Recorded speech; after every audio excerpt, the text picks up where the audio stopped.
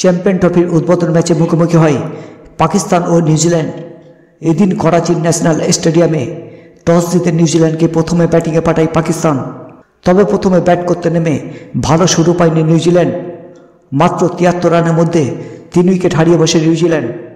তবে সেখান থেকে দলের হয়ে হাল ধরেন উইল ইয়ং ও টম লাথাম। দুজনের অনবদ্য ব্যাটিংয়ে ম্যাচে ফিরে আসে কিউরিরা। চতুর্থ উইকেটে দুজনের পার্টনারশিপে ১১৮ রান যোগ করেন এই দুই ব্যাটার। আসরের উদ্বোধন ম্যাচে স্বাগতিক পাকিস্তানের বিপক্ষে ৩ অঙ্কের ম্যাজিক ফিগার স্পর্শ করেন উইল ইয়ং, যেখানে তিনি ১০৭ বল মোকাবিলা করে ১১টি চার ও ১টি ছক্কার সাহায্যে সেঞ্চুরি পূর্ণ করেন তিনি। ওয়ানডে ক্রিকেটে চতুর্থ সেঞ্চুরি হাঁকান ৩২ বছর বয়সী এই তারকা ব্যাটার। এরপর নাসিম শাহর বলে খেলতে গিয়ে ক্যাচ আউট হয়ে ফিরে যান তিনি। শেষ পর্যন্ত তার ব্যাট থেকে আসে ১০৭ রান।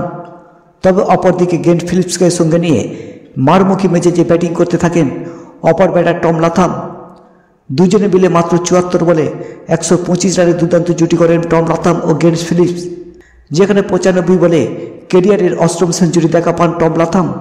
ইনিংসের ২ বল বাকি থাকতে আউট হয়ে ফিরে যান গ্লেন ফিলিপস। ফেরার আগে তার ব্যাট থেকে আসে ৩৯ বলে ৬১ রান। আর অপরদিকে ১০৪ বলে ১১৮ রান করে অপরাজিত থাকেন টম লাথাম। মূলত টম লাথাম ও গ্লেন ফিলিপসের উপর ভর করে নির্ধারিত ওভার শেষে ৫ উইকেট হারিয়ে ৩২০ রানের বড় সংগ্রহ দাঁড় করায় নিউজিল্যান্ড। পাকিস্তানের হয়ে নাসিম শাহ ও হ্যারিস রউফ দুজনে ২টি করে উইকেট নেন। এছাড়াও আরবার আহমেদ নেন ১টি উইকেট। ৩২১ রানের বিশাল লক্ষ্য তাড়া করতে নেমে তেমন একটা প্রতিরোধ গড়ে তুলতে পারেনি পাকিস্তান। টপ অর্ডারের ব্যাটিং ব্যর্থতায় ম্যাচে আর ফিরতে পারেনি পাকিস্তান। তবে মিডল অর্ডারে কিছুটা লড়াই চালান সালমান আগা ও খুরশিদ সাহা। শেষ পর্যন্ত ৪৭.২ ওভারে ২৬০ রানে থেমে যায় পাকিস্তানের ইনিংস। আর তাতে ৬০ রানে পাকিস্তানকে হারিয়ে বড় জয় পায় নিউজিল্যান্ড। পাকিস্তানের হয়ে সর্বোচ্চ ৬৯ রান করেন খুশদিল সাহা। এছাড়াও বাবর আজমের ব্যাট থেকে আসে ৬৪ রান। নিউজিল্যান্ডের হয়ে ৩টি করে উইকেট নেন উইল ওরকে ও মিচেল স্যান্টনা।